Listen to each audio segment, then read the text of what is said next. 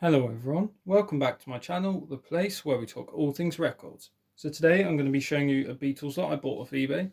Here it is, it's about 10 albums there, and there are quite a few cool variations and a couple of duplicates, so let's get to it. Now first up we have Abbey Road. Now the condition of these is quite worn, but as I said there are quite a few variations that I needed, so it was very cool to get them. They weren't that expensive, I got a pretty good deal on them. As you can see here there's some creasing and that, but is a first pressing with the aligned apple. Now this one has a plain sleeve, as many copies do. Now I'm not sure if it could have been, it's probably swapped because these aren't the original apple ones. But if we take a look at the label there, you can see it's a first pressing without Her Majesty on the back, or the side 2 label rather. Hopefully that's clear enough. I'll brighten that up for you. So it was cool to get that because I can use it as sort of a copy to put on display rather than keeping it on my shelf, because I do already have a few there on my shelf, so it's nice to have one to put on display. Now there were quite a few copies of With the Beatles in this lot. Here they all are.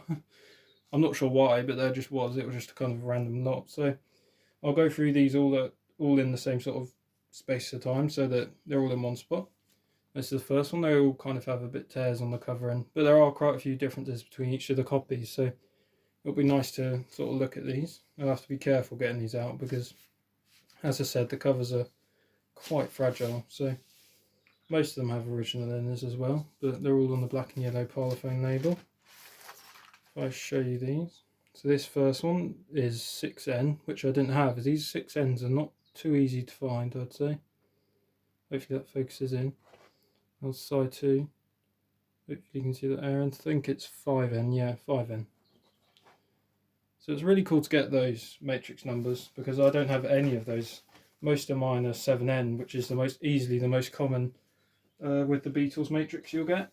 Now there are two first pressings in here, I think, both Joe B. So we'll double check that. As you can see again, this one has quite a damaged cover, but not to worry because, and the inner sleeve is quite gone, but the disc looks like it might clean up pretty well actually. Some of the discs I will mention are just pretty dirty. They're not damaged as such, but hopefully that label will focus in. You can see there, and there should be a 1N in that matrix. And then side 2 is the Joe Beat credit with 1N as well.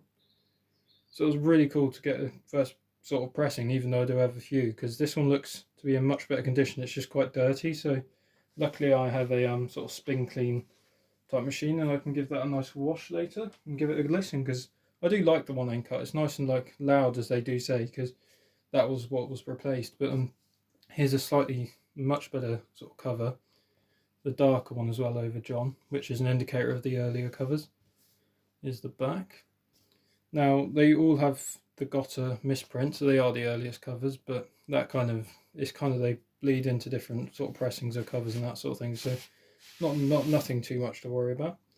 Again, it's slightly tidier in the sleeve than this one. If I get it out, I believe this is the other Joe Beat one. If I'm correct, yes, I'm correct. It is the other Joe Beat one. It's hard to keep track of all these copies, but it's the 1N in there, which hopefully should show up. Sorry if it doesn't. Hopefully you can see there. It's the 1N. And side 2 we have the Joe Beats or Joe Bet, whichever way you pronounce it, and the 1N. So it's nice to have two, because one I can keep as like a reference copy if someone asks about it. Then the other one, as I said, I can try and tidy up and play it maybe. And also a nicer cover, which I can maybe swap out with one of them. Now I believe we're on to the last copy. We are. And again, this is I think the standard 7N copy that I had.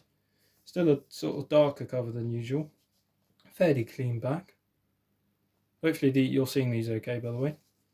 And again, pretty clean in the sleeve as well, but the record is got some weird like residue on it, I think, so I'll give that a clean as well.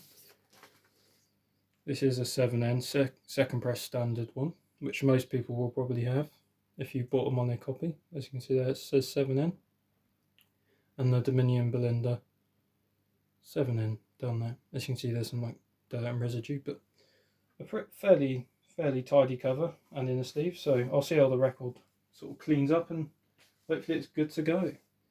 Now moving on to some of their other albums, we have a mono pressing of Help, first pressing mono. It's fairly clean cover. It's creased, but it's actually not too much dirt. Hopefully you can see that there okay. All of these, by the way, so far have been Garrett and Lofthouse. If I brighten that up a bit. So they've all been the same manufacturer sleeve, if that focuses in, yeah. Now this disc is quite worn as well, I think, but it's just nice to have the variation on the record with the text differences as well, because Help has a few, like with Rubber Soul. Hopefully you can see that there. All of these were dash tube, the monos. And there, side 2. So it was just nice to have that text variation, because I do have a first pressing, but it's got the Times New Roman font, which is a slightly sharper looking one actually. So here we have another copy of Abbey Road that was in the lot. Now, I believe this one is in slightly better condition. This is a later sleeve, or a later copy rather, because it has the Her Majesty credit on the record. And the sleeve is just a lighter sort of shade overall. It's slightly tidier as well, apart from some tape. If I get the record out, as you can see there, this is side 1. Side 1 looks pretty much like the first pressings, because this was the variation right after. But if we go to side 2, if I brighten that up slightly, you can see that Her Majesty is now on the label. So it's not actually that common to find these corrected. You will see a lot more without it actually, which is surprising, because you would have thought they would have corrected it right away, but it's actually the other way around. And again, this one's just quite dirty and sort of just needs a clean, so hopefully this one tidies up okay. And it's a couple of, they are actually surface scratches. They look quite bad, but I'm not sure how they play, so, but I did sort of see what they were, and they were only surface, so I'm hoping that's not too bad, but it's still nice just to have it as, like I said, a reference copy for the variations. So we're now on to Beatles for Sale, the 1964 other album of 1964, After a Hard Day's Night, of course. It's got the gatefold. Not a particularly valuable Beatles album actually, unless it's like, again, mint. It's not really, doesn't really have a huge sort of sale value. Now to be, yeah, I do have to get this one out carefully because it's got the weird fold. Gatefold. This has the wrong in the sleeve, but it's better than nothing. Fold it over. Hopefully you can see this here, and I'll get it out. This one again is quite worn, but I haven't played any of these yet, but we'll take a look. Get through them all at some point. The standard mono label. It is a 3N3N, so the earliest matrices. Hopefully you can see all that okay. So that's all there really is for that copy, because there aren't any like mispressings, or it's not like an early yellow and black stereo copy, but they're still nice to have as maybe to put in a frame and that sort of thing. Now next up we have Sgt. Pepper, and this is a stereo original sort of first pressing. Doesn't have the sleeve or the insert, but I was sort of expecting that, it being in a lot. Hopefully get the text down here. See it's stereo and stereo up here. Might not show up too well. If I focus that in. Sometimes the red can sort of affect the camera a bit, but as you can see, it's overall not dreadful. It's pretty sort of creased around the spine, and the spine's together, it's just missing some of the lettering, so it does open up okay. The lads on the inside, just a bit dirty on the gatefold. Now, as I said, this is a stereo one, so it's cool to have another variation of that, because this is quite scratched, but it's nice. The early, or not early, but the yellow and black stereos is pretty cool. There's a dash one, of course. That focuses in. It's got the correct spelling of getting on, getting better. This side too. Very, very cool to finally have another stereo label variation, sorry. And now last up we have a mono copy of Please Please Me. Now it's not a gold and black unfortunately, but it's in fairly good shape for a copy of Please Please Me. Usually these are absolutely gone.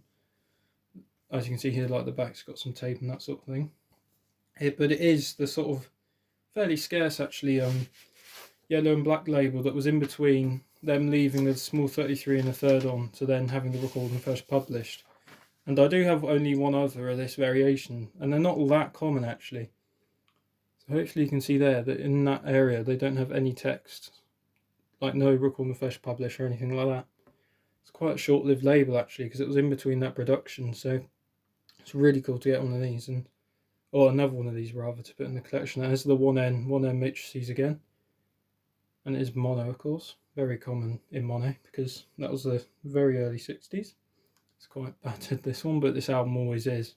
So that's why if you find clean ones of these, they can go for quite a bit, because it's really hard to find them. The sleeve is actually pretty decent, as I said, just normal sort of wear. It's a regular sleeve with the text in the right place, if that focuses in. Hopefully you can see that there. And again, this is EJ Day sleeve, which a lot of the early Please Please Me's are. So those are all the records that I got in that haul. Hopefully you enjoyed seeing some of the variations, and maybe that will inspire you to try and find some of your own, and thank you for watching.